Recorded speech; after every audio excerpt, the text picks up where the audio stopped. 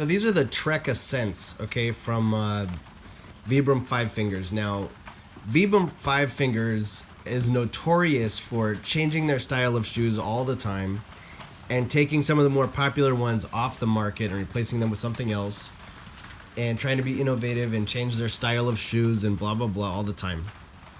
Now, right away, I just want to say that these are really, really comfortable. You should buy them about a ½ inch short because they do stretch while you're hiking. And if you're going to hike in these, you want to wear these a little bit tight, just slightly snug, because they will stretch out as you're walking in them.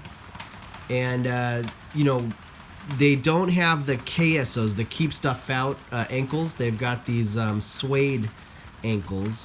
And they are really, really comfortable, but as you can see, there's a little spot right here where sand can get in there. Sand and dirt can get in there. So if you're on a hike that includes the beach or whatever, stuff will get in there. Little particles of stuff will get in there. And then after a couple hours, that sand will start to grind into your toes and they won't really be as comfortable. I just washed them and they didn't fade in the wash. That's a problem that I had with some of the other Vibrams, is that they would fade. But overall, I haven't had any problems with these. I'm not surprised to see that they're not for sale.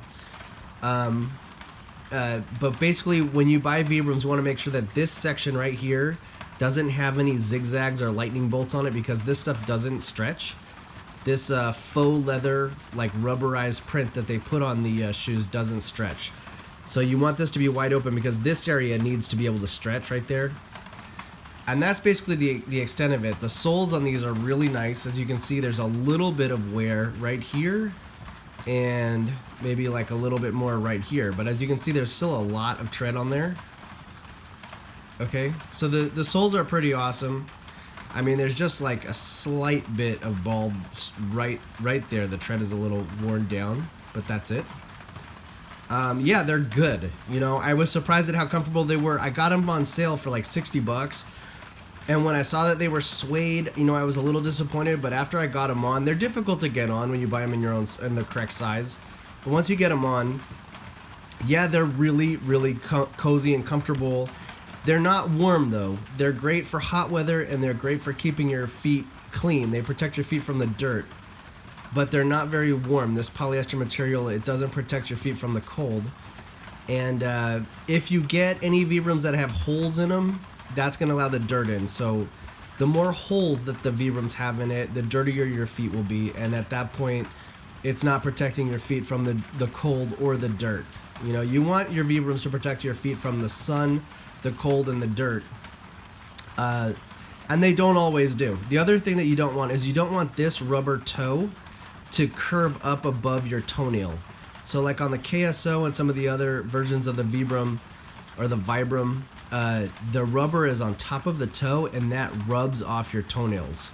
All right, and it can really hurt. Okay, so that's like the Spiridon, the KSO, some of the other older versions of the Vibram or Vibram, they rub off your toenails. So you want your toes to look like this. You don't want the rubber to be on top of the toe. You don't want any detail on top of here. You want this to be wide open so that it stretches. And that's kind of the extent of it. Some of them have got holes in the bottom to let water drain out, but just be aware that your feet are going to get dirty. The more holes you have in your Vibrams, the dirtier your feet are going to be. So even with the KSOs, they use a fabric that kind of has ventilation. It kind of has holes in it, like little holes. That's going to allow dust in. So, you know, if you're hiking on a dusty fire road trail, your feet are going to be filthy when at the end of your hike. Even with these, I found that the pigment, the blue paint that's on this suede, it transferred onto my heel, so that like from here back on my foot was completely filthy. Like it looked like a huge black and blue bruise, but it was actually the paint from the shoe was all over the back of my heel. Not that that's a big deal, but just know that when you get in your sleeping bag at the end of your hike, your feet are going to be dirty if they're exposed to the dirt. Otherwise, my TV just turned on for a second. But anyway, that's all I really have to say about these. I've hiked in them a lot. Yeah, you know, sand especially. If you don't let sand get in here, they're pretty comfortable. But if you get some sand in here on the sides, they're not KSOs, so they don't keep stuff out. Dust and sand can get in here.